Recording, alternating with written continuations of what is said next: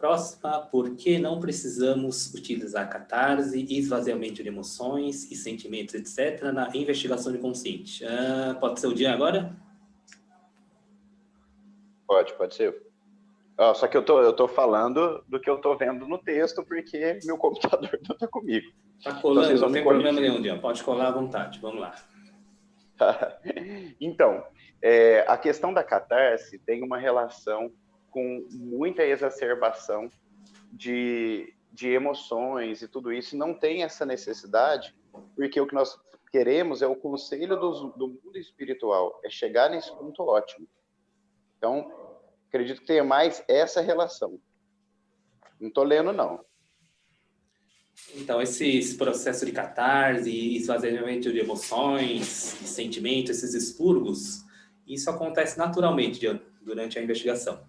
Não precisa usar técnica nenhuma, porque por si só, através dos mentores, a pessoa já tem esse esvaziamento, essa limpeza de sentimentos, de emoções. Eu tenho até alguma experiência nesse sentido, em cursos que às vezes eu já fiz, e de fazer esse tipo de liberação como se isso fosse tirar do corpo físico uma determinada situação. Mas aí fica uma coisa como se tivesse tudo no físico. E, na realidade, a gente tem o corpo emocional, o corpo mental, o perispiritual, que vai sendo tratado em diferentes dimensões. Por isso que eu acredito que é um outro nível de tratamento, é de cima para baixo na PR. Não é esse nível de ficar pensando nas reações físicas do nosso paciente ali. É isso mesmo. Então, a gente trata principalmente a parte espiritual, e isso vai refletir nas emoções, nos sentimentos e no corpo físico, através de catarse, eu não sei se você... Isso. Tem uma linha de raciocínio do homem quântico, né, que fala sobre a medicina quântica, e coloca que nós temos assim um corpo físico, aí em volta do corpo físico tem o corpo vital, que é a energia, que seria mais, parece até o perispiritual, depois a gente tem o corpo emocional, depois o mental, depois o espiritual. Aí fala o seguinte, que se eu tenho um problema físico, eu posso usar técnicas físicas para poder resolver. Então, tudo bem, se eu dei uma pancada no corpo, e eu vou utilizar a medicina da terra, física, para resolver a pancada no corpo, legal. Se ela vai funcionar. Se eu tenho um problema energético, já não adianta técnicas físicas. Eu tenho que recorrer à acupuntura, à homeopatia, a florais, a uma situação que normaliza a situação vital, do campo vital energético.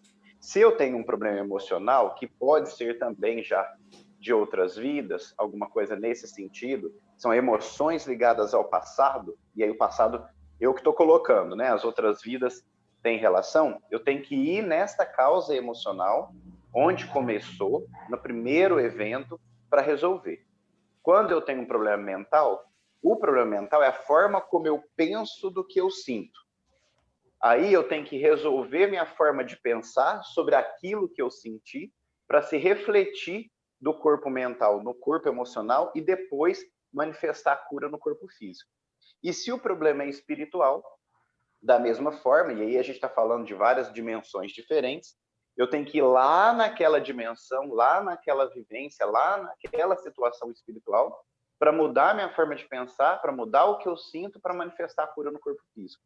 Talvez daí que esteja a dificuldade também da medicina atual, quando ela é muito física, em querer resolver situações crônicas, né? As dores crônicas, elas têm muita dificuldade de ser resolvida porque as pessoas vão, às vezes os médicos vão fazer um olhar muito físico, muito humano, corporal para aquilo.